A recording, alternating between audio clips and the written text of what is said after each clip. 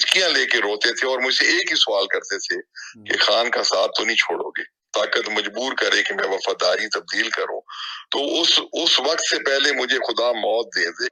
हमारी 200 से ज्यादा सीटें हैं। इवन फॉर्म 47 जिनको इशू हो गए वो भी कैंसिल करके दोबारा इशू किए गए। हमारे जो लोग हैं दिन में 10, 20, 30 उठाए जा रहे थे। इमरान खान इस वक्त उम्मत मुसलमान का लीडर है। तो क्या वक्त आने पर ये सीट आप इमरान खान को वापस कर देंगे? और मैं हल्फ उठाने के बाद उम्मत मुसलमान के लीडर इमरान खान के लिए अपनी सीट से इस्तीफा दे रहा हूँ। अब ये वो यहाँ से इलेक्शन लड़ेंगे। ये मेरी दिल की आरजू है। मियाँ शरीफ के खानदान के अफराद को आप इक़्तिदार से दूर रख सकते थे। शरीफ खानदान और पीपल्स पार्टी एक तस्वीर के दो रुख हैं। कहते हैं ना, हाथी के दांत खाने के और दिखाने के, और ना उनकी हमशीरा सामने है ना उनके औलाद में से कोई है जिनको इक़्तिदार जोर जबरदस्ती दिलाया जा रहा है। उन्होंने इन इदारों के बारे में क्या कुछ नहीं कहा। रिकॉर्ड मौजूद है। यहाँ पे तो जो बोलता है गर्दन पे बूठा रख दिया जाता है। नाज़रीन और सामीन, औरंगज़ेब चौधरी की तरफ से अस्सलाम वालेकुम। इस वक्त हमारे साथ पाकिस्तान से पीटीआई के बानी चेयरमैन इमरान खान की आबाई नशिस्त पर मेंबर कौमी असम्बली मुंतखब होने वाले मोहम्मद जमाल एहसन खान नियाजी साहब हैं। मोहम्मद जमाल एहसन खान नियाजी साहब, मैं आपको अपने प्रोग्राम पंचायत विद औरंगज़ेब चौधरी में खुश आमदीद कहता हूँ। बहुत शुक्रिया। आपने एक बड़ी तारीफ रकम की है। आपके हल्का इंतखा मियाँ वाली से 1,84,000 की आपने ली है। 2,17,000 वोट आपको पड़े हैं। पूरे पाकिस्तान में धांधली का शोर है और आपके हल्का इंतखाब में आपने इतनी बड़ी मार्जिन से इंतखाबात में कामयाबी हासिल की, तो ये कैसे मुमकिन हुआ? चौधरी साहब बहुत शुक्रिया। अभी अगर हुकूमत नवाज लीग की बन जाती है तो उन्हें कहें कि इस हल्के में दोबारा इलेक्शन करा लें तो उनको जवाब मिल जाएगा इंशाल्लाह। मैं अभी 2,17,000 लिए थे। इनकी हुकूमत के दौरान मैं 2.5 लाख से ऊपर वोट लूंगा इंशाल्लाह। हमारी 200 से ज्यादा सीटें हैं। सीट्स पे जीते हैं हमारे पीटीआई के जो मेंबरान हैं और फॉर्म 45 उनके पास हैं। इवन फॉर्म 47 जिनको इशू हो गए वो भी कैंसिल करके दोबारा इशू किए गए। मोहम्मद जमाल एहसन खान नियाजी साहब, आप पर इमरान खान बानी पीटीआई के चेयरमैन हैं, जो उन्होंने बड़ा एतमाद का इजहार किया। अपनी आबाई नशिस्त पर आपको उन्होंने कैंडिडेट नामजद किया कि बानी चेयरमैन इमरान खान के इंतखाब के लोग हैं। उनके इस वक्त जज्बात कैसे हैं? इमरान खान ने मुझ पे जो एतमाद किया, मैं उनका एहसानमंद हूँ। इतनी बड़ी तादाद में लोगों ने मुझे वोट किया, हालांकि बेहिसाब रुकावटें थी। हमारे जो लोग हैं दिन में 10, 20, 30 उठाए जा रहे थे। उनके ऊपर बड़े मसाइल थे। तो इसके बावजूद हमें इतना वोट पड़ा। इमरान खान सिर्फ मियाँ वाली का नहीं, पाकिस्तान का नहीं, इमरान खान इस वक्त उम्मत मुसलमान का लीडर है। तो ये वोट तो मैं समझता हूँ कि कम पड़ा है, क्योंकि इनकी हमारे लिए रुकावटें बहुत ज्यादा थी। हमें कैंपेन की इजाजत नहीं थी। आखिरी दिनों में थोड़ी बहुत आगे कैंपेन की। लोग हमें मुझे गले से लगा के जब मिलते थे तो वो हिचकियां लेके रोते थे और मुझसे एक ही सवाल करते थे कि खान का साथ तो नहीं छोड़ोगे। हाँ, ये बड़ी और बड़ी हमारे अहम बात खान, है, बिल्कुल। हाँ, और वो मुझसे ये कहते। दूसरी बात उनकी ये होती थी कि हमारे खान को कितनी आप जल्दी जेल से बाहर निकालने के लिए कितनी जल्दी कोशिश करेंगे, क्या करेंगे। अल्लाह ना करे कि कोई ऐसा सख्त वक्त आए मुझ पे कि मुझे कोई ताकत मजबूर करे कि मैं वफादारी तब्दील करूं।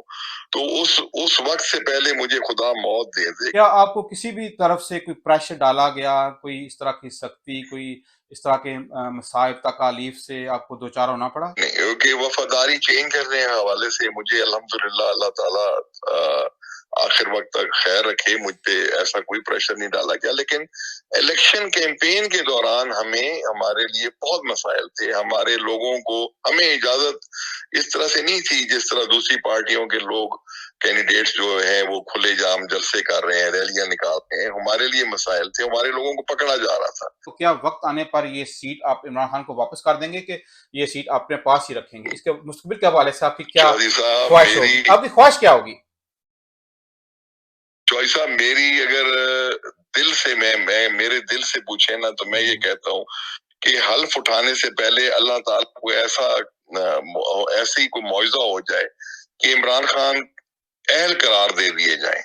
और मैं हल्फ उठाने के बाद मैं फलस्तीन के मसले पे थोड़ी बात करना चाहता हूँ और उसके बाद भी उम्मत मुसलमान के लीडर इमरान खान के लिए अपनी सीट से इस्तीफा दे रहा हूँ। अब اب یہ وہ یہاں سے الیکشن لڑیں گے. میری دل کی آرزو ہے کہ میں ان کو جلدی سے جلدی وہ اللہ کرے وہ باہر آئیں اور یہ جو میرے پاس امانت ہے میں ان کے حوالے کروں. عمران خان ہی وہ واحد شخص ہے جو پاکستان کو ترقی دلا سکتا ہے، پاکستان کو ایک آزاد اور خود مختار ملک بنانے میں اپنا اہم رول ادا کر سکتا ہے، اور عمران خان کی ہی زیر قیادت یہ ملک آگے جا سکتا ہے. یہ لوگوں کا فیصلہ ہے. سیاسی طور پر آپ کی قیادت پر تنقید کی جا رہی ہے کہ آپ نے مسلم لیگ نون کو اقتدار سے روکنے کے لیے کوئی خاص اقدامات نہیں کیے. اگر آپ پیپلز پارٹی کے ساتھ تھوڑا سا بھی نرمی کا رویہ اختیار کرتے تو شاید میاں شریف کے خاندان کے افراد کو آپ اقتدار سے دور رکھ سکتے تھے.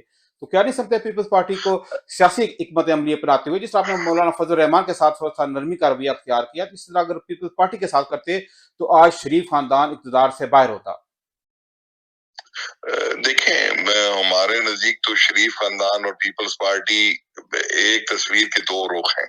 اصل معاملہ یہ ہے کہ آپ کیسے ان لوگوں کے ساتھ بیٹھ جائیں کہ جنہوں نے اس ملک کو بیچا. جمال احسن صاحب، یہ کیا اچھا نہ ہوتا کہ اگر آپ پیپلز پارٹی کے ساتھ وقتی طور پر اتحاد کر لیتے تو آپ کے لیے یہ آپ کے جو خلاف جو کیسز بنائے گئے ہیں یہ اس کے لیے آپ کو آسانی ہوتی، مسلم لیگ نون اقتدار سے باہر ہوتی تو آپ کو ایک سیاسی تو فائدہ ملنا تھا. چوائسا میں ایک چیز عرض کروں، یہ ان کے وہ کہتے ہیں نا ہاتھی کے دانت کھانے کے اور دکھانے کے، اور ان میں اتنی طاقت ہی نہیں ہے. یہ جن لوگوں کے بلبوتے پہ اس مقام تک پہنچے ہیں یہ ان کے خلاف کھڑے کیسے ہو سکتے ہیں؟ پر جمال احسن صاحب، کچھ سیاسی تجزیہ نگاروں کے مطابق ان کا یہ تجزیہ ہے، سوچ ہے کہ شاید عمران خان اپنی جماعت میں سے کسی کو وزارت عظمیٰ اور کسی کو بڑے منصب پر نہیں دیکھنا چاہتے.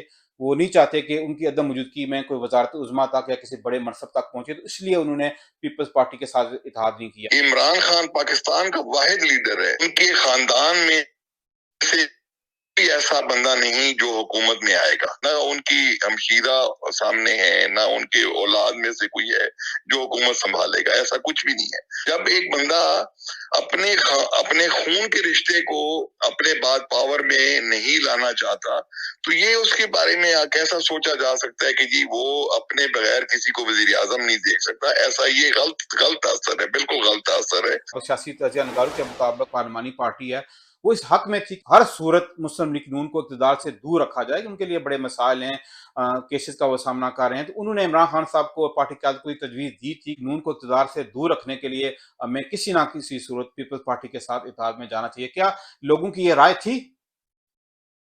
نہیں، مجھے اس بارے میں بالکل علم نہیں ہے کہ ایسی رائے تھی، اور پھر خان اگر ایسی رائے تھی تو خان نے کیا جواب دیا. لیکن میں اوورآل ایک بات کر رہا ہوں، حکومتیں بنائی جا رہی ہیں اور وہ کوئی اور طاقت ہے جو ان کو بنا رہی ہے. میں پوری دنیا جانتی ہے. جمال احسن صاحب، جس طرح آپ نے کہا کہ کچھ طاقتیں، آپ نے بھی نام نہیں لیا اور میں بھی نام نہیں لوں گا، آپ کوئی اپنے رویے میں نرمی لائیں گے کہ ان طاقتوں کے ساتھ بھی مذاکرات کیے جائیں، ان طاقتوں کے ساتھ بھی ڈلا کیا جائے؟ یہ پاکستان کے مستقبل کے لیے آپ کو آگے بڑھنا ہوگا. کیا آپ نہیں سمجھتے کہ آپ کی قیادت کو اس حوالے سے تھوڑی سی نرمی دکھانی چاہیے؟ نہیں، خان صاحب نے تو بالکل ہر وقت نرمی دکھائی. پاکستان آزاد خود مختار ملک ہوگا، اپنے فیصلے خود کرے گا. پاکستان کے اداروں کے حوالے سے میرا سوال تھا، پاکستان کے اداروں کے حوالے سے بڑی تشویش ہے. پاکستان کے اداروں کے حوالے سے تھوڑی سی نرمی لچک آنی چاہیے نا.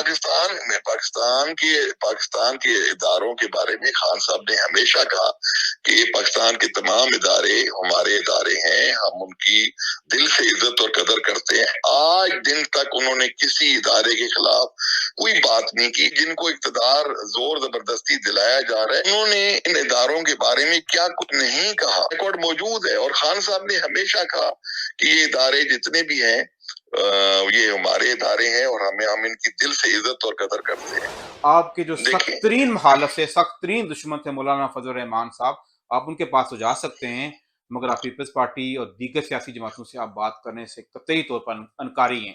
مولانا صاحب کے ایک پوائنٹ پہ کہ یہ دھاندلی ہوئی ہے اس پہ ہمارا اور ان کا موقف ایک ہے. ٹھیک ہے جی. اگر دوسری طاقتیں جب بھی پاکستان کی بہتری کے لیے کھڑی ہوں گی، حق اور سچ کے ساتھ کھڑی ہوں گی، سچ بولیں گے کہ جی، تو پھر بالکل تحریک انصاف ان کے ساتھ بھی کھڑی ہوگی. موجودہ جو مخلوط حکومت بننے جا رہی ہے وفاق میں بھی اور پنجاب میں بھی بالخصوص، تو ان کا آپ سیاسی مستقبل کیا دیکھتے ہیں؟ دیکھیں جی یہ تو ان کی تحت حکومت پہ ہوگا، سیٹوں پہ بنا رہے ہیں، وہ سیٹ ان کی ہے ہی نہیں، وہ ایک راتوں رات نتائج کو تبدیل کر کے سیٹیں بنائی گئی، ان کو فیسیلیٹیٹ کیا گیا اور اب حکومت بنائی جا رہی ہے نا۔ ہم اسمبلیز کے اندر اور باہر جو ہمارا آئینی کردار ہے اس کو انشاءاللہ تعالی ہم پورا کریں گے۔ کہ بانی chairman P T I Imran Khan سے کوئی ملاقات ہوئی ہے حالیہ دنوں میں؟ نہیں جی میری ابھی تک ملاقات نہیں ہوئی، کوشش کر رہا ہوں، اللہ کا آپ دعا کریں کہ جلدی سے جلدی میری ملاقات ہو جائے ان سے۔ تو موجودہ حالات کے تناظر میں آپ اوورسیز پاکستانی کو کیا پیغام دیں گے؟ دیکھیں اوورسیز پاکستانی تو پاکستان کا سرمایہ ہے، پاکستان کی معیشت میں ان کا بہت بڑا کردار ہے کہ وہ پاکستان کی بہتری کے لیے جتنی آواز اپنی بلند کر سکتے ہیں کریں، کیونکہ ان کو تو وہاں پہ کوئی پابندی نہیں، یہاں پہ تو جو بولتا ہے وہ اس کے اسی وقت اس کی گردن پہ انگوٹھا رکھ دیا جاتا ہے۔ بہت شکریہ جناب محمد جمال احسن خان نیازی صاحب۔ بانی چوئی صاحب آپ کا بھی بہت شکریہ، بہت شکریہ۔